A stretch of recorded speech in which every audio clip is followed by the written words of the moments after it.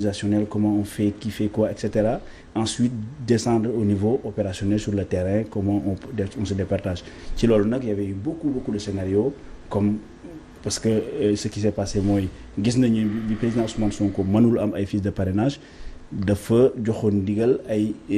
kilifa yu nekk ci parti bi ñu jëloon ay fiches de parrainage. mu nekkoon 5 candidats donc loolu yëpp demandé woon une réflexion assez approfondie pour xam naka lañ ciy taxawee ba xam dañuy séddoo communes yi ba xam dañuy séddoo département et cetera vraiment un travail vraiment sérieux et méticuleux. Yàlla dogal nag finalement on a eu un seul candidat sur le terrain qui est le numéro 111 Bassirou Diomaye Diakhar Faye. mu yomboon ci ñoom trop parce que on était dans des scénarios beaucoup plus compliqués. bi ñu li ma doon wax la dernière fois di wax ni à 24 heures bi ñu démarré parrainage yi suñuy première remontée bi ñu ko amee pratiquement dëkk bu ne am nañ fa le minimum parce que dëkk bu ne région bu nekk 2000 nga fa war a am on avait vraiment dépassé li nga xam ne mooy objectif yi nga xam ne fixé woon nañu ko. mais est-ce que jëloon nga en compte que boo leen demee dinañ leen wax ni par exemple dans le sud du pays 12000 parrains dañ koy invalider puis il a fallu ngeen dem dans la diaspora pour mën a matal seen deuxième tour. waaw mësuñu xalaat ni lu mel noonu dina am xalaat nañ ko sax ndax xam nañ aussi dañoo jàkkaarloog régime bu nga xam ne si nii dafay résister te bëggul bàyyi dara loo xam ni mën nañ fa jaar dañ ñu woon bu ñu am candidat ku ne dégg nga fan yi li ñuy tooñee yenn chroniqueurs yi nga xam ne ñoo nekk seen domaine bi ñoom ñëpp dañoo génnoon ni Ousmane du bokk ku bokk ci Ousmane du bokk. ñoom seen analyse lañ def rek. waaw voilà ni loolu la ñu waxoon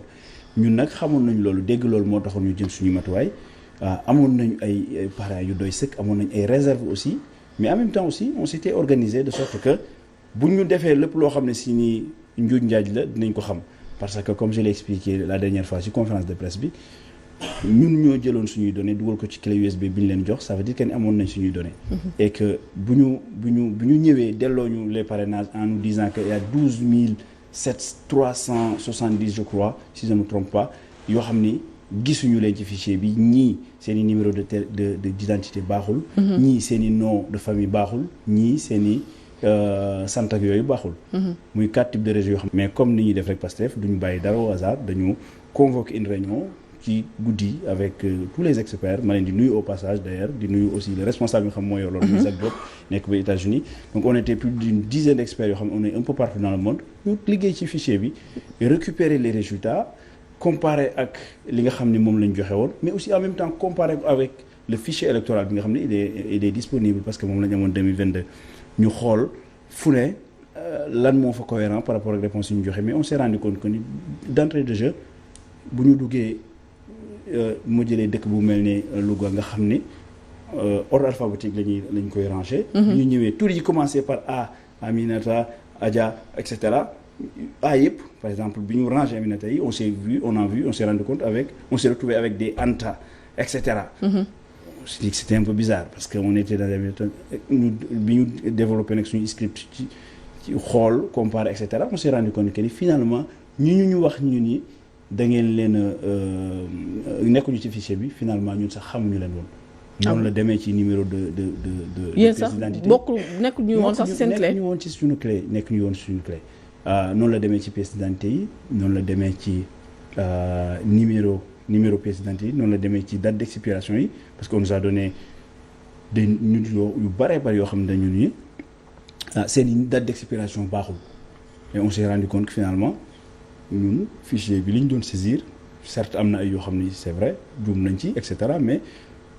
des milliers de Sénégalais yoo xam ne dañ ci juum te juum yi sax bu doon juum boo xam ne si ni un informaticien bu gisee erreur faute de frappe day xam parce que bu gisee xam na parce que boo nekkee informaticien finalement da ngay tàmm sax di taper te doo xool sa clavier. donc xam nga F ak G ni ñu jegee et cetera donc am na faute yoo xam ne évident ci un informaticien da ngay xam ni lii. faute de frappe la parce que à la place de fay boo bindee gars yi dañuy xam ne F ak G dañoo taxaloo et cetera mais quand on s'est rendu compte que ni une date d'expiration qui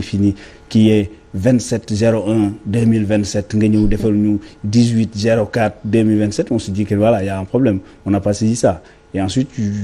ainsi de suite quoi ci lañ xamee ni il y a eu des problèmes et ensuite mais malgré tout ça seen candidat est passé. Ah ouais. Alors est-ce qu'on peut dire que la validation de la candidature de Diomaye Faye dafa nekk concrétisation travail de longue haleine bi nga xam ne travail à la chaîne moom ngeen def ni kon conseil constitutionnel mënuñu woon lu dul valider li nga xam ne mooy la candidature malgré le recours du candidat de Benno Bokk Yaakaar. Ouais effectivement bon def na ci liggéey bu sérieux mais aussi quand on s'est rendu compte qu'il y a eu des magouilles wala nu ma ko mën a tuddee en tout cas des fichiers corrompus. On parle loolu nañuy wax dans l'informatique dañuy wax fichier corrompu pour ne pas accuser personne ah quand on s'est rendu compte de ça dañu jël suñu matuwaay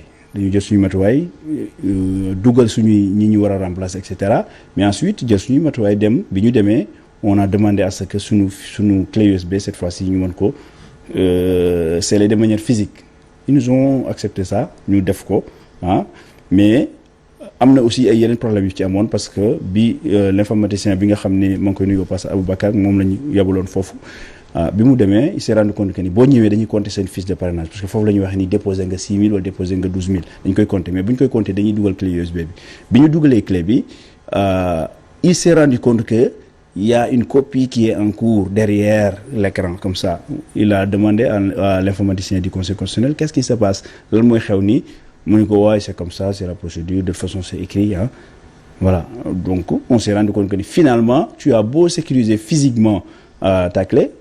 puisque les données ont été copiées peut-être en avance de phase mën nañu def li ñuy def et que dynamiquement boo ñëwee le jour du check boo dugalee sa clé USB aussi le logiciel peut directement aller dans d'autres sources récupérer ay données ñu war a jox la ay résultats mais c'était tellement flagrant que finalement bi ñu jëlee suñuy disposition et ensuite ñu compléter avec la diaspora compléter nag avec plusieurs fichiers plus de 30 fichiers un peu partout au niveau de la diaspora moo tax suñu check sax xawoon na yàgg je pense que il n'avait pas le choix techniquement dañ leen pousser jusqu'au bout mais loolu naka ngeen dundee comme par exemple après avoir décelé toutes ces irrégularités sachant que ni da ngeen di déposer jiwaat 24 heures avant le contrôle loolu naka ngeen ko dundee à l'intérieur waaw ak naka ngeen organiser woo pour def li booy wax fatt fépp waaw alors mbir yi nag mbir yàlla da ciy ne parce que aussi on est dans l'opposition on ne gouverne pas on n'a pas la main sur les choses à un moment donné da ngay def li nga war lépp rek sabablu yàlla dikk aussi parce que bu fekkoon ni dañu koy def boo ñëwee taxaw comme ni ñu ko doon defee at yee passé parce que at yële passé moo waraloon xëccoo bi parce que le premier arrivé le premier servi ñuy wax FIFO dans l'informatique first in first out mais cette année dañu xam ne loolu da doon indi ay problème moo tax cette fois-ci ñu ni dañuy def ay numéros mais ci numéros yooyu donc pour ñu yemale ñëpp c'est normal que ñu jël les fiches un peu en avant parce que su fekkee ni Pape Moussa numéro 1 nga ñu jël sa fiche ma nekk numéro 50 ñu bàyyi ma ak sama fiche ba may déglu les médias ñu xam ni Pape Moussa am na ay doublons tout ça mën naa di modifier donc c'est très normal dans ce cas on est d'accord donc li ñu ko defee baax na jël ko mais nag scellé bi tout ça xam nga bu ñu amoon ay nit yoo xam si dañu sérieux fonk seen liggéey aussi fonk seen serment je pense que xel dina gënoon mën dal mais def na li ñu waroon def yàlla dogal na aussi ñu jàll diaspora bi ngeen ko jëlee yu mujj joxe waa diaspora lu jógee ci diaspora bari na c'était pas risqué ci côté boobu ah non diaspora ñun ñoo ko moom di ñooy borom diaspora xam nga ñun diaspora élection yi passé yépp ñoo fay gagné donc on est sûr que ce sont des gens yoo xam si ni de un gëm nañ projet Ousmane Sonko gëm nañ le projet de Pastef de deux aussi xam nañ ni ce sont des gens yoo xam ne du ma ni incorruptible mais du 5000 francs nga leen di jox pour ñu parrainer 2 fois 3 fois et cetera parce que yàlla xëy na dimbali na leen donc on est sûr que ni réservoir bu sûr la. mais bi Amadou Ba duggee yàgg na ci biir Tito. yàgg na ci biir loolu. Amadou yàgg na fa effectivement ko confondre ak yeneen kii. waaw bon y a eu quelques problèmes qui yow xam nga loolu aussi man li muy wax sax ma mën a dikk peut-être après dinañ ci ñëw dans le processus ni mbir mi demee. xam nga dans l'informatique dañuy faral di wax ni ñun en tout cas dans les entreprises yi nga xam ne ñoo ngi ciy nekk. à un moment donné bu fekkee ni dafa am benn fichier wala benn logiciel boo ko xam ni da nga ci war a donné doog a def ay données jàmbur wala mu war a àtte wala mu war a en tout cas leeral ay litiges et cetera soit dafay nekk open source loo xam ne code bi ñëpp am nañ ko. nga xam ni ku ko audité da nga xam ni lii mënul am faille wala faille sangam mën a ci am nga soulever say objection et cetera soit bu fekkee ni dafa nekk logiciel boo xam ne si ni du open source et cetera da ngay def audit du logiciel partager ko le résultat de l'audit nga partager ko ak ñi nga xam ne si ni ñooy partie pris yi nga xam ñoo war a seq logiciel boobu noonu. c'est-à-dire que tey aujourd'hui li doon normal mooy bu fekkee ni c'est un logiciel qui va décider kan mooy bokk wala kan du bokk li doon normal mooy ñu inviter tous les informaticiens de tous les partis. ñu mën a am accès ci code bi mën a analyser les données xam fan la données yu dugg et cetera xam aussi nan la logiciel bi fonctionner c'est pas normal que le jour même bu ñuy déposer ci dañuy jàng apprendre ni finalement. Day copier et cetera quoi donc vraiment ay irrégularités yoo xam ne mën nañ ni ci processus électoral bi buñ ci ñëwee nga xam ne dafa biaisé wu complètement loolu da ciy dugg ci li nga xam ne si dafa biaisé aussi processus électoral yoo xam ne dinañ ko jooyante après la présidentielle ça dépendra des résultats yi ci war a roté alors nan ngeen au soir samedi le 20 janvier ñu gis ni liste yi bu mu génnee ñëpp rafetlu li nga xamante ne wala une majeure partie des militants rafetlu la validation de Bassirou Diomaye Faye Cheikh Tidiane Dièye ak ñëpp ñi nga xam ne ñoo bokkoon ci Yewwi Askan Wi mais à côté Ousmane Sonko dañoo invalider li nga xam ne mooy sa candidature maa ngi ko doon wax léegi Pa Moussa di ko naa di nga ci ñëwaat dañoo foogoon ci papier administratif yi ñu ko waroon attestation yi ñu ko waroon jox mais dañoo gis ni dañoo confirmer li nga xam ne mooy décision bu rotee fële ci Cour suprême na ngeen accueillir nouvelle boobu noonu bon est-ce que vous étiez préparé waaw alors nouvelle bi li ñu ko jàngee dañ ci am ñaari sentiment bu njëkk bi mooy sentiment de déception am nañ lu ñu metti am nañ lu ñu naqari